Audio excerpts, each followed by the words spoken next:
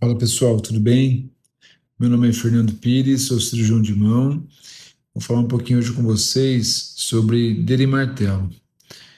Toda vez que eu tenho um paciente no consultório, eu sempre faço esse desenho. Então, para vocês que não têm oportunidade de passar em consulta com o cirurgião de mão, vamos uma explicação rapidamente do que é o dedo e martelo e os tratamentos que devem ser realizados, tá bem?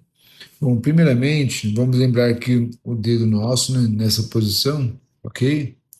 Então, o dedo martelo nada mais é quando um tendãozinho extensor ele rompe e o dedo cai, perfeito?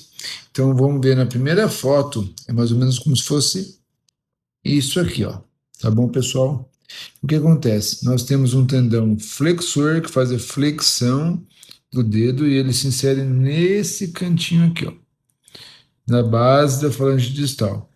E temos um tendão extensor que se insere na base dorsal da falange distal, perfeito? De modo que são duas cordas que puxam para baixo.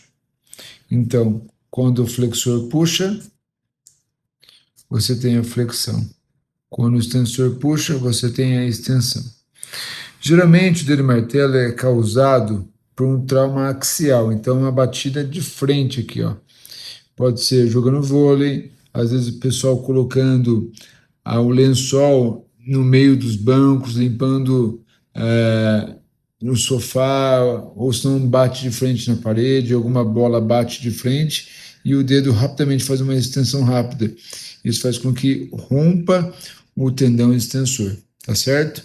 Então, rompendo o tendão extensor, teremos a força do tendão de baixo fazendo a flexão e perderemos a força da extensão, porque o tendão ele vai se romper bem nessa região aqui, ó.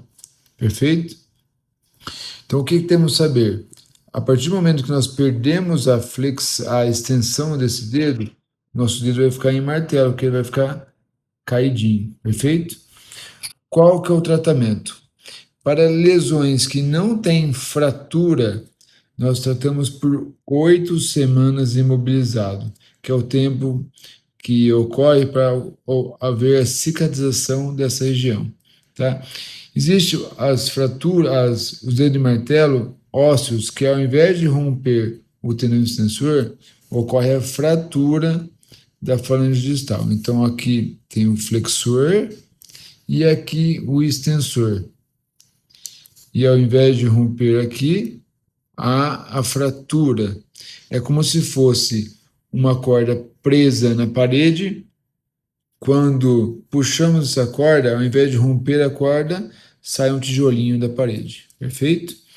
Nesse tipo de dedo de martelo ósseo, chamamos, nós deixamos 6 semanas imobilizado. Perfeito. A pergunta que sempre fazem, doutor, 8 semanas, como é o acompanhamento? O acompanhamento, pessoal, eu já vou explicar, ele tem que ser a cada 2 ou 3 semanas de retorno para a troca da tala. Qual que é o problema da troca da tala? A tala nossa, ela sempre vai ficar, quando é tendíneo, em hiperextensão da interfalangiana proximal. Então a gente deixa hiperestendido. Por quê? Porque eu quero que esse cotinho aqui se una com o cotinho proximal e cicatrize aqui, tá bem? O que vocês têm que saber que é essencial. Quem faz a troca da tala é o médico cirurgião ortopedista, tá bem? De preferência, cirurgião de mão. Por quê? Porque quando eu vou trocar essa tala, esse dedo ele não pode cair. Porque se ele está havendo um processo cicatricial aqui e o dedo cai novamente rompe aquele processo cicatricial e começa novamente por mais 8 semanas, tá certo? Então, a partir do momento que colocamos a tala, o retorno é o mínimo possível de troca de tala. Para quê? Para que não corra o risco de romper novamente esse processo cicatricial. Todos os curativos, a troca de curativo, é realizado com um dedo em hiperextensão. Então, nós trocamos sempre a tala sem tirar essa hiperextensão. Então, a retirada da tala é cuidadosa, mantendo a hiperextensão do dedo e a colocação da próxima tala, sem deixar que o dedo faça flexão. Então, se você está aí pelo resto do Brasil, não tem um cirurgião de mão, um ortopedista para trocar a sua tala, vai ser trocada por um técnico de gesso, oriente ele que quando for trocar, você tem que ficar segurando o dedo assim, ó, tá bem? Ou assim, para não deixar escapar esse dedo.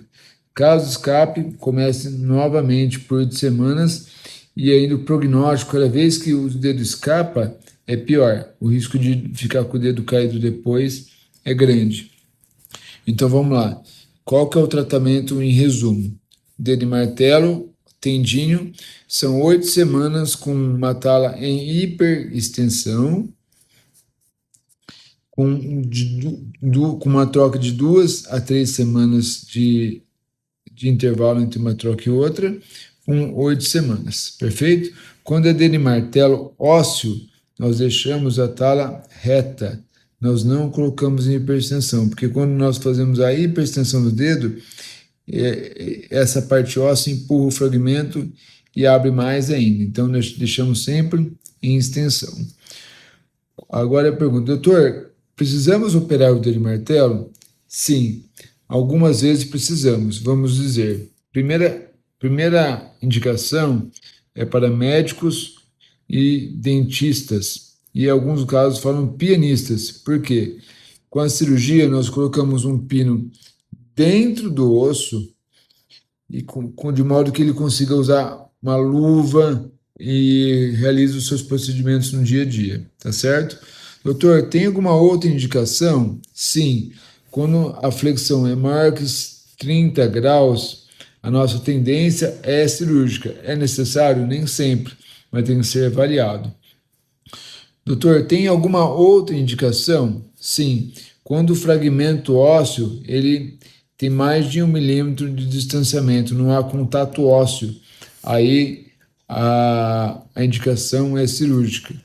Doutor, tem mais alguma indicação? Tem. Quando você tem a subluxação, quando essa falange desvia para frente, significa que a subluxação da articulação. Nesse caso, tem que realizar o tratamento cirúrgico. Então, o dedo de martelo parece uma bobeira, mas não é. É sempre orientado passar por um ortopedista, um cirurgião de mão, para realizar uma avaliação. A última observação é que a escolha do tratamento cirúrgico é nas primeiras semanas, na primeira semana, melhor. Por quê? Na hora da cirurgia, eu vou ter que tirar essa tala para limpar, então eu vou ter que soltar esse dedo. Então eu não quero soltar esse dedo. Então, nas primeiras semanas ocorre um maior processo cicatricial. Se eu for trocar de conservador para cirúrgico na terceira semana, eu tenho risco de romper novamente essa cicatrização e não ser bom depois.